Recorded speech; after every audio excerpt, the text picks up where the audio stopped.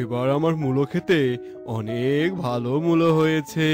ভালোভাবে পরিচর্যা করতে পারলে এবার অনেক টাকা লাভ করব। বাহ বাহ মোহন, তোর মুখে তো হাসির বন্যা বইছে, কিন্তু সেচের টাকা যে বাকি আছে সে কথা কি মনে আছে? 2 মাস তো হয়ে গেল, সেচের টাকা কখন দিবি? আমি কি রোজ রোজ তোর কাছে টাকা চাইতে আসবো? চাচা, আপনাকে আর কষ্ট করে আসতে হবে না। আমি মূলো বিক্রি করে আপনাকে টাকা দিয়ে আসবো। কি কি বললি তুই? তুই এই মূল্য কবে বিক্রি করবি আর কবে আমাকে টাকা দিবি? মস্করা করছিস আমার সাথে? ছি ছি চাচা, আমি সেভাবে বলিনি। আসলে আমার কাছে তো এখন টাকা নেই, তাই আমি ভাবছিলাম যে মূলগুলো বিক্রি করে তারপর আপনাকে টাকা দেব। চুপ কর হতচ্ছাড়া, আমার সাথে একদম চালাকি করার চেষ্টা করবি না। তুই যতদিন টাকা দিবি না ততদিন তোর জমিতে আমি এক ফোঁটা পানিও দেব না, মনে রাখিস কথাটা। আপনি কি বলছেন? চাচা, চাচা দয়া করে আমার কথাটা শুনুন। চাচা, চাচা যাবেন না, একবার আমার কথাটা শুনুন চাচা, দয়া করুন। এটা কি হলো? চাচা যদি এখন আমার জমিতে পানি না দেয় তাহলে তো আমি আর চাষাবাদ করতে পারবো না। হায় হায়।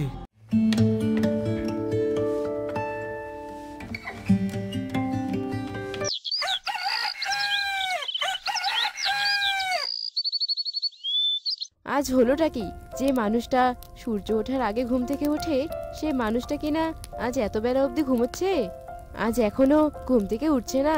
না, রান্নাটা শেষ করে গিয়ে দেখি কি হলো মানুষটার। এই কথা বলে রুমি দ্রুত রান্না শেষ করে এবং ঘরে গিয়ে দেখে মোহন জানালার পাশে বসে আছে। মোহনকে এমন উদাস হয়ে বসে থাকতে দেখে রুমি মোহনের কাঁধে হাত রাখে। কে? ও তুমি? তা রান্না বান্না শেষ হয়েছে? অনেক বেলা হয়েছে। কি হয়েছে গো তোমার? তুমি কেন এত চিন্তিত হয়ে আছো? বলো তো, তোমার শরীরটা কি খারাপ নাকি গো? না বউ, তেমন কিছু নয়। আসলে ওই মাথাটা একটু ব্যথা করছে। আচ্ছা আমাকে একটু খেতে দাও, আমি আজ একটু গঞ্জে যাব। আচ্ছা ঠিক আছে, এসো। তবে গঞ্জে যাওয়ার সময় নতুন ডাক্তারের দোকানে একটু যেও তো। শুনেছি নতুন ডাক্তার নাকি সকল রোগেরই ওষুধ দেয়। ওনার ওষুধ খেলে হয়তো তোমার মাথা ব্যথা ঠিক হয়ে যাবে। আচ্ছা ঠিক আছে, এখন চলো, আমাকে খেতে দাও।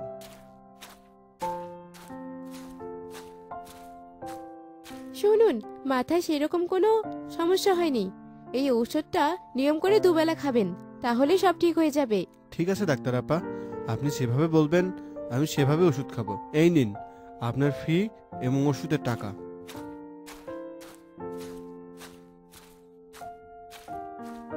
এটা কি হলো? কয়দিন আগেই তো চাচা বললো আমার জমিতে সেচ দেবে না, কিন্তু আজ আবার সেচ নিয়ে এসেছে। কিন্তু কিন্তু সবুজ ভাই ওখানে বসে হাঁপাচ্ছে কেন? ব্যাপারটা কি হয়েছে দেখি তো কাছে গিয়ে। মোহন, তোর জন্যই তো আমাকে এইভাবে বসে থাকতে হচ্ছে। মালিক বলে দিয়েছে যতক্ষণ সেচ চলবে ততক্ষণ আমাকে এখানে বসে থাকতে, যাতে তোর জমিতে এক ফোঁটাও পানি না যায়। কি বলছো সবুজ ভাই? আমি যাতে আমার জমিতে সেচ দিতে না পারি এই জন্য চাচা পাহারাদার রেখেছে? সত্যি চাচা অনেক ধনী হলেও মনটা উদার করতে পারলো না।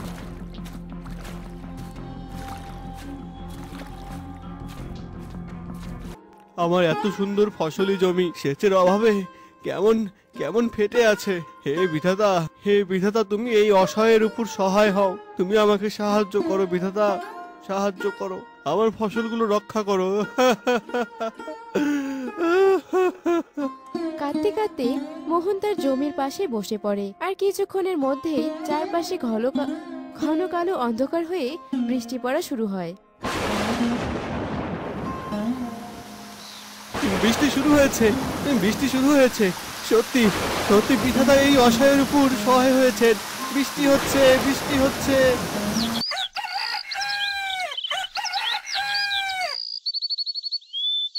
না, আর ভালো লাগে না। হারামজাদা, হারামজাদা মোহন আমার টাকা না দিয়ে কত সুন্দর চাষাবাদ করছে।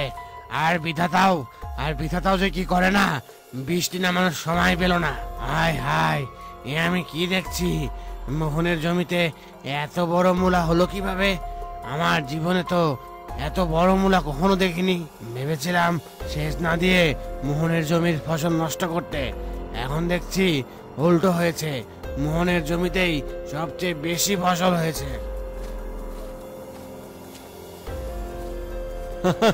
চাচা শুনেন, সৃষ্টিকর্তা সহায় থাকলে মানুষ কখনো মানুষের ক্ষতি করতে পারে না। এখন আমি খুব অল্প দিনের মধ্যে আপনার টাকাগুলো আপনাকে ফিরিয়ে দেব। যত বড় বড় মূল্য ধরেছে, আমি আশা করছি স্বাভাবিক দামের থেকে 10 গুণ বেশি দামে এই মূল্যগুলো বিক্রি করতে পারবো। এত হাসিস না, মানে কয়েকটা মূলো ফলিয়ে কি নিজেকে একবারে লাখপতি ভাবছিস? ভুলে যাস না, তুই এখনো আমার কাছে ঋণী। যত তাড়াতাড়ি সম্ভব আমার টাকা শোধ করবি, এই বলে দিলাম। এসব কথা বলতে বলতে জহির রাগে কটকট করে সেখান থেকে চলে যায়। এদিকে মোহন খুশিতে আত্মহারা হয়ে তার বড় বড় মূলাগুলো জড়িয়ে ধরে। কি সব কথা বলছো তুমি? মূলো আবার মানুষের মতো লম্বা হয় নাকি? না না, এর মধ্যে নিশ্চয়ই কোনো রহস্য আছে। সে যাই হোক, মূল্য তো বড় হয়েছে। এখন এই মূল্যগুলো বিক্রি করে আমি অনেক টাকা ইনকাম করব। বাহ বাহ, খুশি যেন আর ধরছেই না। আচ্ছা এসব কথা ছাড়ো, এখন বলো তো তুমি ডাক্তারের কাছে গিয়েছিলে কিনা? কই, তোমাকে তো ওষুধ খাওয়া দেখছি না। আমি ডাক্তারের কাছে ঠিক গেছিলাম, কিন্তু ওষুধ যে কোথায় ফেলে দিয়েছি তার মনে পড়ছে না। আর আমার আর ওষুধ খাওয়ার প্রয়োজনও নেই, আমি একদম সুস্থ হয়ে গেছি। এসব কথা না বলে তাড়াতাড়ি বস্তাটা এনে দাও, আমি মূল্য তুলতে যাব, তারপর আবার সেগুলো বাজারে নিয়ে যেতে হবে। হয়েছে হয়েছে, আর অস্থির হতে হবে না, আমি বস্তা নিয়ে আসছি। কথা বলে রুমি বস্তা নিয়ে আসতে যায় আর বস্তা নিয়ে এসে মোহনকে দেয়। আর মোহন বস্তা নিয়ে মূলো খেতে যায়। না, আমি এটা কিছুতেই বুঝতে পারছি না যে ওই মোহন কি এমন গুণ জাদু করলো যে ওর জমিতে এত বড় বড় ফসল হলো। মালিক, কি আর হবে, ওর জমি ফেটে গেছিল না, আর সেদিন বৃষ্টি হয়েছে, তাই মনে হয় বৃষ্টির পানি ঢুকে এই বেশি এত বড় বড় ফসল হয়েছে। চুপ করতে বলত, তোর মাথায় শুধু গোবর আছে আর কিছু নেই। শুধু পানি সেচ দিলেই কি অত বড় বড় মূল্য হয় নাকি? তাকিয়ে দেখ, মোহন কি যেন জমিতে স্প্রে করছে। তাই তো মালিক, ও কি যেন দিচ্ছে। চলুন চলুন আমরা সামনে যাই, সামনে গিয়ে দেখি ও কি দিচ্ছে। তারপর সকলে মিলে মোহনের জমিতে যায়। আর সকলকে জমিতে দেখে মোহন হতবাক হয়ে যায় আর স্প্রের বোতলটা আড়াল করে রাখে। এ কি, তোমরা আমার দিকে এভাবে তাকিয়ে আছো কেন? নিজেদের কাজ রেখে আমার উপরে এমন খবরদারি করছো কেন? এই, তুই জমিতে কি স্প্রে করছিস? আমাকে সেটা দেখা দেখা বলছি, তাড়াতাড়ি দেখা। আমি যে নতুন ডাক্তারের দোকান থেকে মাথা ব্যথার ওষুধ নিয়ে এসে জলের সাথে মিশিয়ে মূলত স্প্রে করেছি, এই কথা এদের কিছুতেই জানতে দেওয়া যাবে না। কিরে মোহন, কি হয়েছে তোর? মালিক এত প্রশ্ন করছে, তারপরে উত্তর দিচ্ছিস না। তুই কিছু বলবি নাকি তোর হাত থেকে জোর করে ওষুধটা কেড়ে নেব? আরে আরে আরে আরে, কি করছো তোমরা? ছাড়ো ছাড়ো আমাকে, ছাড়ো বলছি। তারপর কিছুক্ষণের মধ্যেই দমকা হাওয়া শুরু হয় এবং মোহন বাদে সকলকে সেখান থেকে উড়িয়ে নিয়ে যায়। মোহন 2 হাত তার চোখে দেয়, দিয়ে দাঁড়িয়ে থাকে।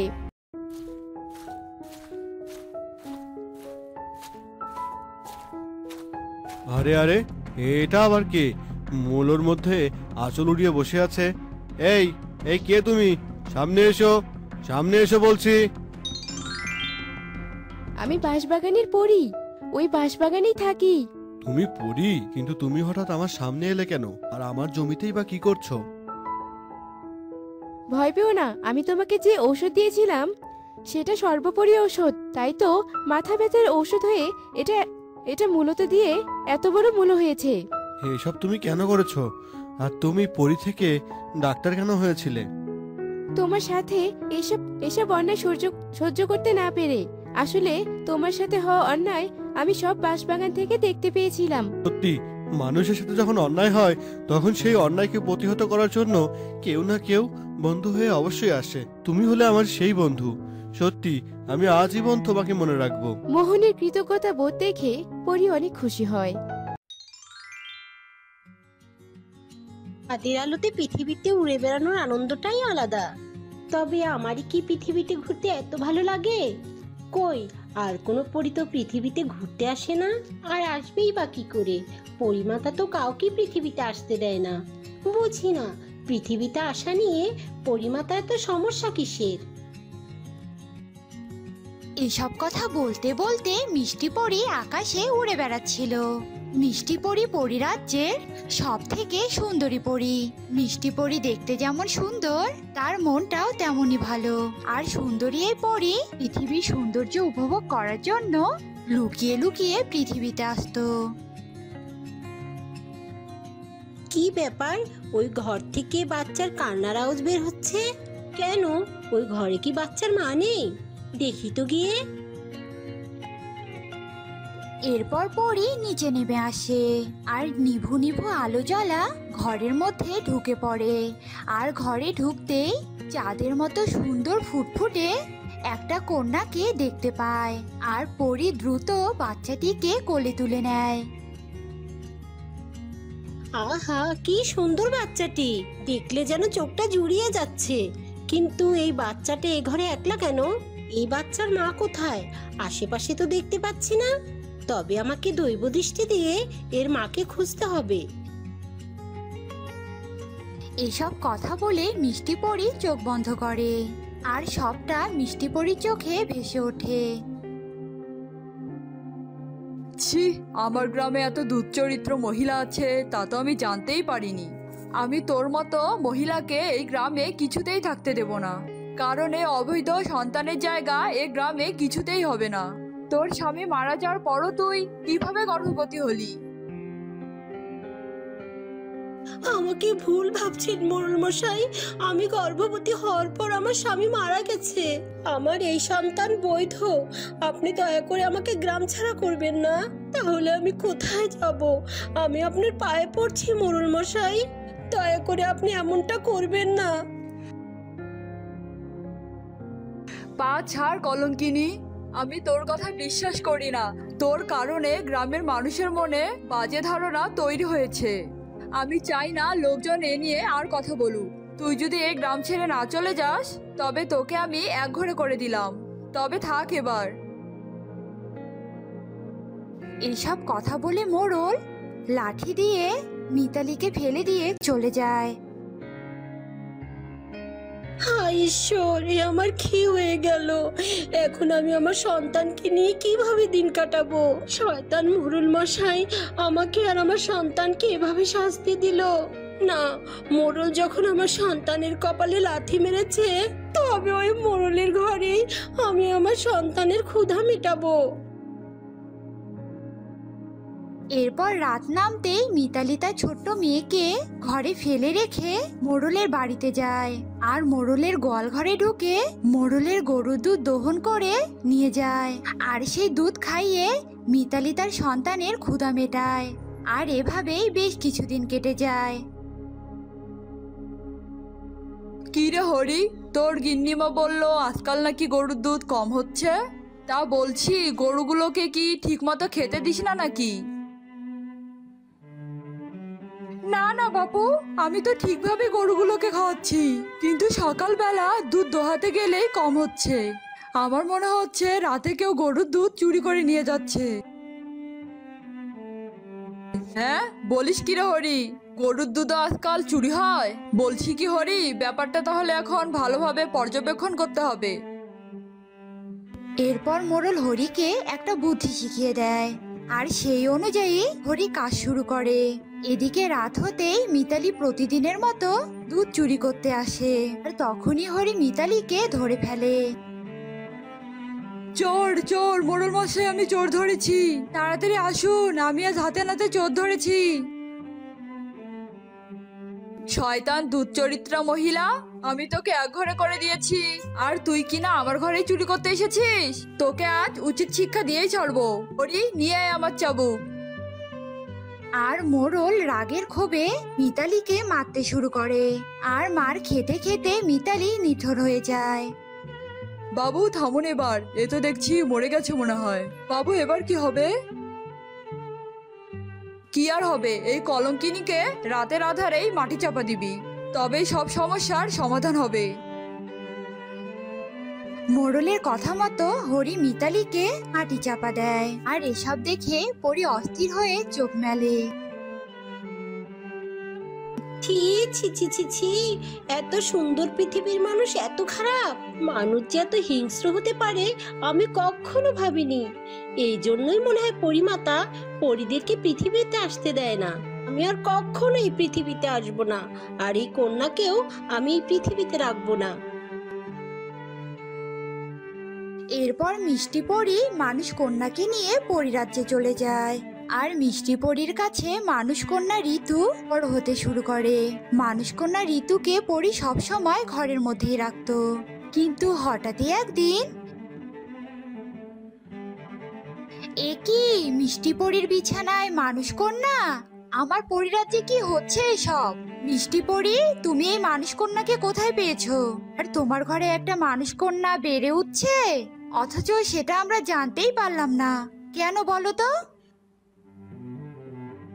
মাফ করবেন পরিমাতা, আপনি তো মানুষদের পছন্দ করেন না, তাই আপনাকে এ ব্যাপারে জানানোর সাহস করিনি আমি। কিন্তু পরিমাতা, আমি বাধ্য হয়েই এই মানুষ কন্যাকে আমাদের পরিরাজ্যে নিয়ে এসেছি। আপনি ঠিকই বলেছিলেন পরিমাতা, পৃথিবীর মানুষগুলো আসলে খুব নিষ্ঠুর। সত্যি, মানুষরা কঠিনতম কাজ করতেও একবারও ভাবে না। আমি অভিজ্ঞতা ছাড়া কোনো কথা বলি না, কিন্তু তুমি একটা পরিকন্যা হয়ে মানুষ কন্যাকে আনতে বাধ্য হয়েছো মানে? আমি তো তোমার কথা কিছুই বুঝতে পারছি না। এরপর মিষ্টি পরী সব কথা পরিমাতাকে খুলে বলে। আর এসব কথা শুনে পরিমাতা মানুষ কন্যাকে কিছুতেই মানতে পারছিল না। যাই হোক না কেন, আর তুমি যতই করুণ কাহিনী শোনাও না কেন, আমি কোনো মানুষ কন্যাকে আমার পরিরাজ্যে স্থান দেব না। বুঝতে পেরেছো? এতটা নিষ্ঠুর হবেন না পরিমাতা। আমি অনেকদিন ধরেই এই শিশুটিকে কোলে পিঠে করে মানুষ করছি। এই মানুষ কন্যাকে বড় করতে গিয়ে যে আমার মনে মাতৃত্ব জেগেছে। আমি আমার সন্তানকে কিছুতেই কোলছাড়া করতে পারবো না মাতা। আপনি একটু দয়া করুন মাতা। মাতা, আপনার তো মানুষকে নিয়ে সমস্যা, তবে এ কন্যাকে আমরা পরীতে পরিণত করতে পারি। তবে তো নিশ্চয়ই এই বাচ্চাকে পরিরাজ্যে ঠাঁই দিবেন। তবে দিন না মাতা, আমার কন্যাকে পরীতে পরিণত করে। আমি জানি মাতা, আপনি মহাশক্তির অধিকারী। এসব কথা বলে মিষ্টি পরী হাত জোড় করে কান্না করতে থাকে। আর মিষ্টি পরীর অনুরোধে পরিমাতা বাধ্য হয়ে ঋতুকে পরীতে পরিণত করে দেয়। তোমার কান্না আর মাতৃস্নেহ দেখে আমি আর নিজেকে পাথর বানিয়ে রাখতে পারলাম না। তোমার কন্যাকে পরী বানিয়ে দিলাম আমি। তবে এবার তুমি তোমার কন্যাকে পরীদের আদব কায়দা শিখিয়ে দাও। এসব কথা বলে পরিমাতা চলে যায়। আর মিষ্টি পরী খুশি হয়ে ঋতুকে বুকে জড়িয়ে নেয়।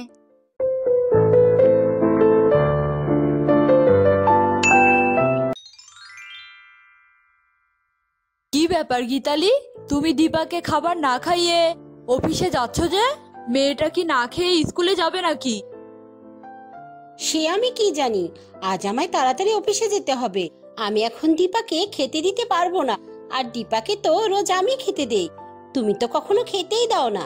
তবে দীপার দায়িত্ব কি শুধু আমার একার নাকি? হ্যাঁ, তুমিও তো দীপার বাবা, তুমিও তো মাঝে মাঝে দীপার দেখাশোনা করতে পারো, তাই না? এত কথা বলছো কেন? আমি তো সারাদিন অফিসের কাজ নিয়েই ব্যস্ত থাকি। আমি কিভাবে ওর দেখাশোনা করব? আর তুমি তো দীপার মা, দীপার দেখাশোনা করার দায়িত্ব তো তোমারই। সন্তানদের দায়িত্ব শুধু মায়েরই হয় নাকি? হ্যাঁ, বাবার কোনো দায়িত্ব নেই? আর তুমি কি একাই চাকরি করো নাকি? আর তুমি কি একাই অফিস সামলাও? আমিও তো চাকরি করি। আমি কি চাকরি করি না? অফিসের কাজ করি না? তাই তুমি যদি বিয়ের দায়িত্ব নিতে না পারো, তাহলে আমিও ওর দায়িত্ব নেব না, এই আমি বলে দিলাম। এসব কথা বলে গীতালি রেগে চলে যায়। গীতালি তার স্বামী আর মেয়ে দীপাকে নিয়ে রূপপুর নামক একটি ছোট্ট শহরে থাকতো। অমল আর গীতালি দুজনেই চাকরি করত। দিন দিন গীতালির অজুহাত বেড়েই চলছে। আজকাল তো দীপার দেখাশোনাও করছে না, এমন ভাবে কথা বলছে যেন দীপার কোনো দায়িত্বই ওর না। তবে আমিও এর শেষ দেখে ছাড়বো। এসব কথা বলে রেগে অমলও অফিস চলে যায়। আর বাবা মায়ের এমন ঝগড়ার জন্য দীপাকে না খেয়ে থাকতে হয়। ও বড্ড খিদে পেয়েছে, এখন আমি কি করব?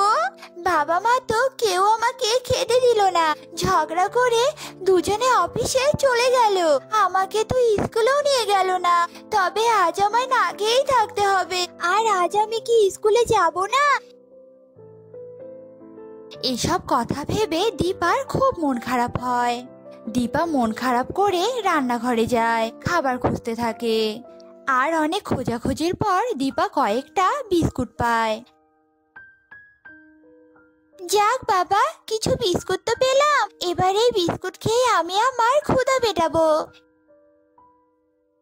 এরপর দীপা বিস্কুট খায়, আর এভাবে ছোট্ট দীপার দিন কাটছিল। গীতালি, আজ তুমি দীপাকে স্কুলে নিয়ে যেও। আজ আমার একটু কাজ আছে, আমি এক্ষুনি বের হব। এক্ষুনি বের হবে মানেটা কি? দীপাকে স্কুলে নিয়ে গেলে তো আমার আবার অফিসে যেতে দেরি হয়ে যাবে। না, আমি পারবো না ওকে স্কুলে নিয়ে যেতে। আজকাল তোমার কি হয়েছে গীতালি? আমি খেয়াল করছি দীপার প্রতি তোমার কোনো খেয়ালই নেই, তুমি সবসময় নিজেকে নিয়ে ব্যস্ত থাকো। হ্যাঁ, আমি তো দীপাকে নিয়ে ভাবি না, শুধু তুমিই দীপাকে নিয়ে ভাবো। তুমি যে আমার মেয়েকে নিয়ে কতটা ভাবো সেটা আমি দেখতেই পাচ্ছি। চুপ করো বাবা মা, তোমরা চুপ করো তো। আমাকে স্কুলে নিয়ে যাওয়ার জন্য তোমাদের আর ভাবতে হবে না, আমি একাই একাই আমার বন্ধুদের সাথে আমি স্কুলে যাব। তবুও রোজ রোজ তোমাদের ঝগড়া আমার একটুও ভালো লাগে না মা বাবা। এরপর দীপা একাই স্কুল যাওয়ার জন্য বের হয়, আর তখনই দীপার সাথে তার সহপাঠী অনিতার দেখা হয়। এই অনিতা, দাঁড়া তো, আজ আমরা একসঙ্গে স্কুলে যাব। সে কি রে, আজ তুই আমার সাথে স্কুলে যাবি মানে? তোর বাবা তো রোজ তোকে স্কুলে নামিয়ে দিয়ে যায়, তবে আজ তুই একা কেন? তোদের তো গাড়িও আছে, নিশ্চয়ই তোর বাবা মায়ের ঝগড়া হয়েছে, তাই না? তোর বাবা মায়ের ঝগড়া তো আবার সবসময় লেগেই থাকে। তো বলছি কি দীপা, তুইও কি তোর বাবা মার কাছে ঝগড়া ট্রেনিং নিচ্ছিস নাকি রে? আমার বাবা মা কত ভালো, আর তোর বাবা মা শুধু ঝগড়াই করে। অনিতা, তুই এসব কি বলছিস বলতো? তুই আমার বাবা মাকে নিয়ে আমাকে একটাও খোঁটা দিবি না, বুঝেছিস?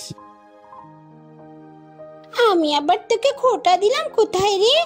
আমি তো তোকে সত্যি কথাই বললাম। তোর যদি এতই গায়ে লাগে তবে তুই আমার সাথে স্কুলে যাস না। তোকে আমার সাথে কে যেতে বলেছে?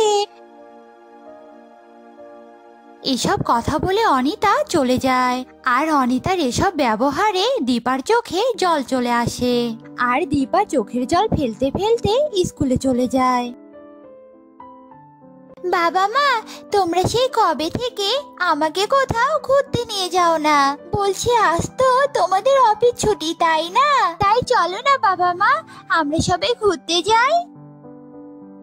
না রে মা, আজ আমি ঘুরতে যেতে পারবো না, আজ আমার বন্ধুর মেয়ের জন্মদিনের অনুষ্ঠানে যেতে হবে।